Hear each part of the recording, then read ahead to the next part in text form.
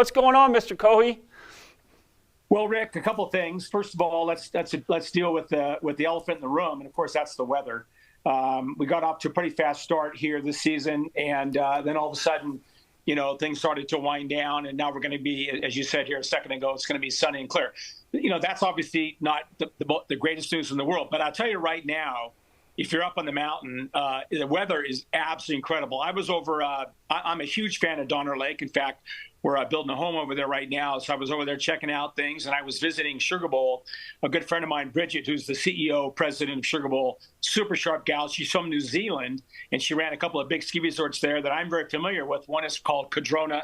The other one is called Treble Cone. My son, Nick, who is a World Cup ski racer and retired a few years ago, spent many, many years in Treble Cone in Wanaka, New Zealand. If you've never been there, I'll tell you, it's one of the few places in the world. If somebody said, you have to leave the United States, you can no longer live in the United States, you have to move, I'd probably go to Wanaka, New Zealand. It is incredible. Some great ski resorts there, both in Cadrona and also in Treble Cone. So look, it's beautiful out. We were walking around Sugar Bowl yesterday. They look like they're in great shape. Almost the entire mountain is open. You can ski at Disney, Lincoln, all over the place. They have great plans over there. So it looks like, Sugar Bowl is in really good shape. Big elevation on top of Donner Pass over there. It's not a huge mountain. It's 1,500 vertical feet, but it's probably skis bigger than any 1,500 vertical feet I've seen in the United States. It's got a lot of great terrain. Anyway, Sugar Bowl is looking great. I know a lot of places are open right now. Most of the best skiing and riding right now is on the grooms, because that's really not enough snow yet to get some of the really, really great terrain open that's around Lake Tahoe area. So that's kind of where you're at right now. The other thing I thought I'd touch on, kind of interesting, since we're sort of in a lull with weather right now, so we're not going to talk about powder and roads and all that kind of stuff, is a lot of times people have friends that have never skied or snowboarded.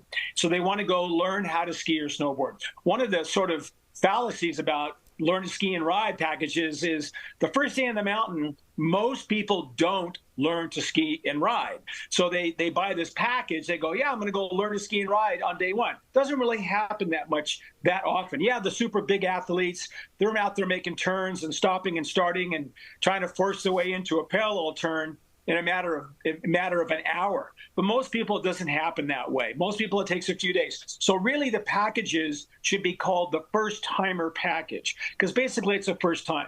If you've ever gone out and hit golf balls, or you've ever tried to learn how surfing, it's very similar. It's not magical that first day. Yeah, once in a while the ball goes straight, the blind squirrel syndrome, or once in a while you can stop and make a turn, or you actually stand up on a wave the first time. Most of the times it doesn't happen that way.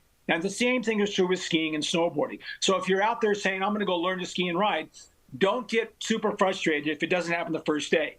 Putting on ski boots, putting on a snowboard boot, and sliding around, nothing natural about that until you get the hang of it. And then finally, some resorts are simply way better places to learn to ski and ride than others. And ironically, oftentimes it's not the biggest, nastiest ski area. In Lake Tahoe, there's a couple of resorts, surprisingly, that are fantastic. And the key to learning is the slope.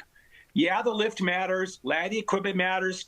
Yeah, the instructor matters. But the slope has to be long enough, and it has to be not steep so you can point down stills. We call it the 6% factor. Gliding without acceleration allows you to go straight, practice pushing your heels out, getting the wedge down, and all that. The ones that are on Lake Tahoe, Alpine Meadows is a great learn-to-ski facility. Kirkwood, believe it or not, a great learn-to-ski facility.